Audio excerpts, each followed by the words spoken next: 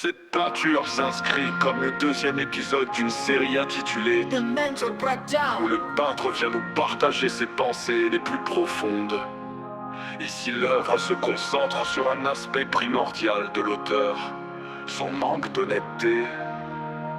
Une réflexion que l'on devine presque maladive à la répétition du mot menteur, inscrit incisivement sur la toile sans message, codé pour la première fois comme pour faire un premier pas vers l'honnêteté. Il mettra aussi en image cette thématique de manière plus subtile, à l'aide d'un autoportrait au second plan, laissant échapper de sa bouche un démon filiforme aux allures de roi excentrique et à l'œil farouchement ouvert, comme pour exprimer sa volonté de rester ici malgré tout, se référant lui aussi à la malhonnêteté du peintre dont il semble impossible de se défaire totalement.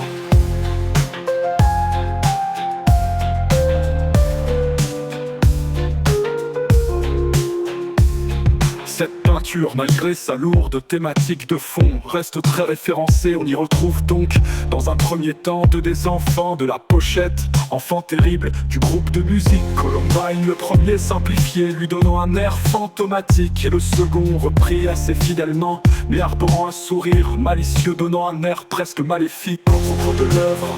Puis dans un second temps, à l'arrière du personnage et au travers d'une vitre brisée, on peut voir un personnage aux cheveux blonds en bataille et aux yeux verrons, faisant directement référence à l'un des personnages préférés de l'auteur, Hiromune Kawasaki, tiré du manga GTO,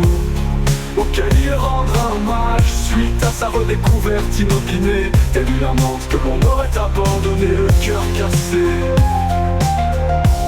Le tout sur un fond rougeâtre et aux allures de prison infernale, collant ainsi au thème de la peinture et lié par un glacis de rouge,